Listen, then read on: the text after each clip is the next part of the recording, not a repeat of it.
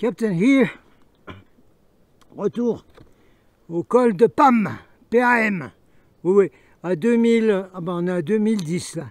Ouais, ah, oh, il est bien le film. Mon 2000, l'Odyssée de l'espace, c'était bien. Mais 2010, il est pas mal non plus hein, à regarder. Voilà, alors on est au col de PAM. On est venu avec le grand bâton de Moïse. Moïse. Hallelujah, go down, Moses, all the way to Jordan, away, let my people go. Boum, boum. Oui, alors là, les gospels, et puis surtout aussi les bluegrass gospel, ah, c'est pas ma tasse de thé ce truc, ça me sort par les oreilles. Un titre de chanson bluegrass gospel, Three Little Nails, trois petits clous. C'est le titre de la chanson bluegrass gospel. Mais ils sont fadas sur cette planète, ils sont fadas mais graves. Est-ce que c'est les trois petits clous? Oui. Encore de l'enfumage ça. Et c'est comme le fumage de l'huile là. Moïse. D'abord, Moïse, c'était un initié, prêtre égyptien, pas du tout hébreu, hein, qui a monté tout le truc là. Et puis alors, les CP d'Égypte, c'était des phénomènes naturels, il était au courant avant. Ensuite, la mer Rouge là.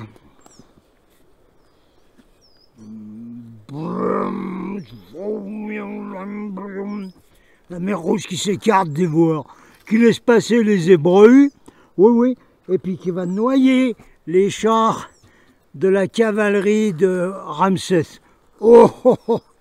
Phénomène naturel. Phénomène naturel. Il y a Francis Mazière, celui qui a écrit Les mystères de l'île de Pâques, qui a voulu faire des investigations par là-bas.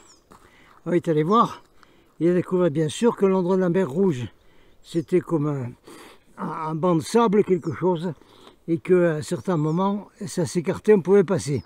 Puis après, ça revenait. Bon.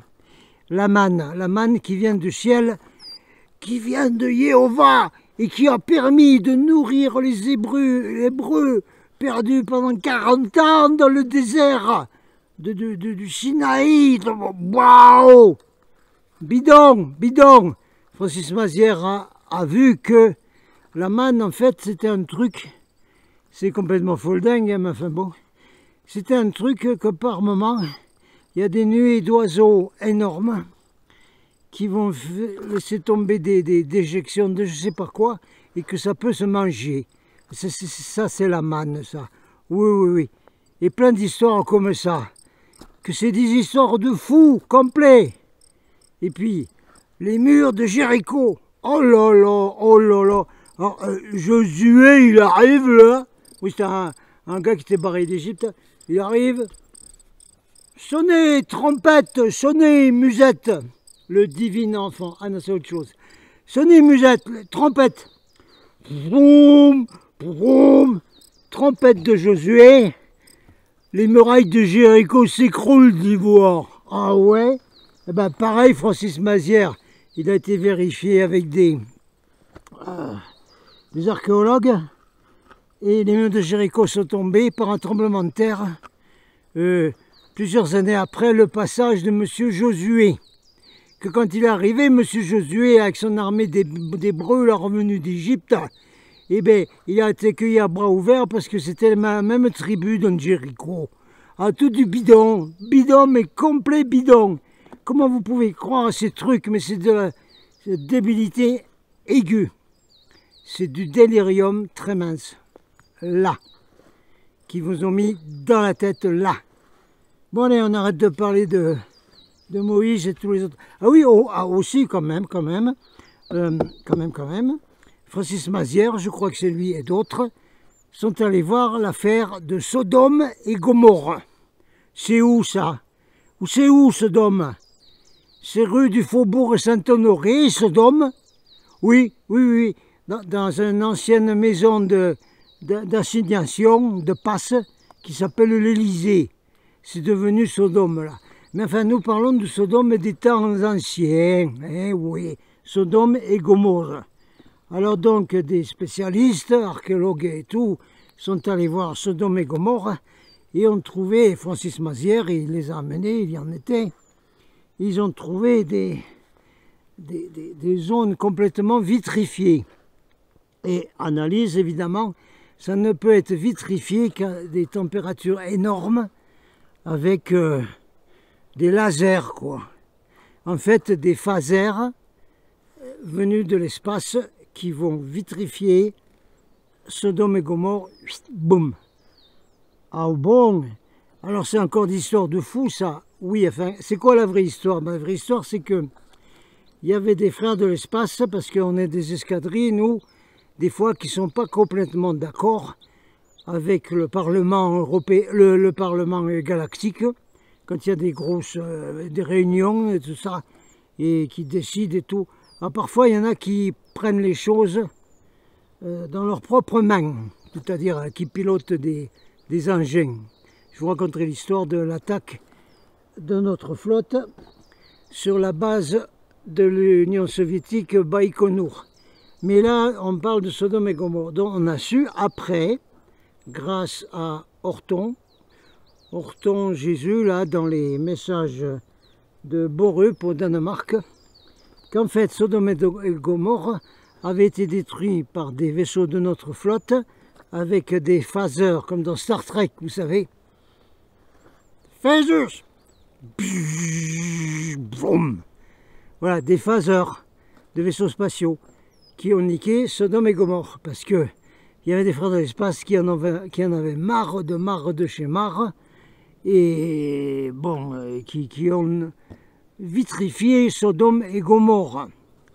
Alors après, oui, bon, alors après, vous n'avez pas suivi les directives, là, il faudra réparer ça. Alors vous allez faire des missions à Pétaouchnok, là, dans une autre galaxie, pour compenser ce que vous avez fait sur Sodome et Gomorrhe. Ah bon? Et oui, voilà. Et pourquoi ils y font pas sur la maison de passe qui s'appelle l'Élysée? Ah, mais ça c'est autre chose. Non, non, là, ils vont pas y faire, là. Parce qu'ils y font tout seuls. Oui, oui. Hein, ceux qui dirigent tout ça, qui sont dans tout ce business, ils se détruisent tout seuls. Ils détruisent les terriens, et après, ils se détruisent eux-mêmes, qu'ils ne le savent même pas. Bon, on pourrait faire quelque chose d'un peu moins couillon. Oui, attendez, on va descendre au petit quartier général, là, d'observation d'OVNI, qu'on ne peut pas encore faire. Eh bien non, eh non. Qu'est-ce que vous voulez, la nuit, il fait 8 degrés, 6 degrés, des fois 4 degrés. On peut pas, on peut pas. On peut même pas planter des tomates encore. Ben oui. Alors voilà, on y fera une autre fois. Mais on va quand même descendre dans ce vieux machin là, mobilhome là, qui sert bien de quartier général. À toutes là-bas. Qu'est-ce que c'est ça? C'est un drapeau de manifestation. C'est un drapeau communiste. C'est la couleur de la CGT. Le communiste, CGT communiste, c'est pareil. Non, non, non, non, non, c'est un truc. Quand les kamikazes ski, ils déboulent, ils font boum là-dedans. Là. Boum! Voilà, c'est pour les arrêter. Voilà. Non, non, non, ici on est devant le Carlite. Où que tu es, Carlite? Il est là, derrière. Il y a encore bien de la neige là-haut. Dans le massif du Carlite, la comète d'Espagne, le pic Périque. Et nous sommes ici, donc au camping galactique d'observation d'OVNI. Non, non, non, mais c'est un vieux bazar là, qui a été abandonné depuis des années, là, des années, et qui range ces trucs là dedans, là, ça. Voilà, c'est ça. Mais quand même, moi je l'utilise. Qui c'est qui va y dire quelque chose? Personne. Allez, on y va.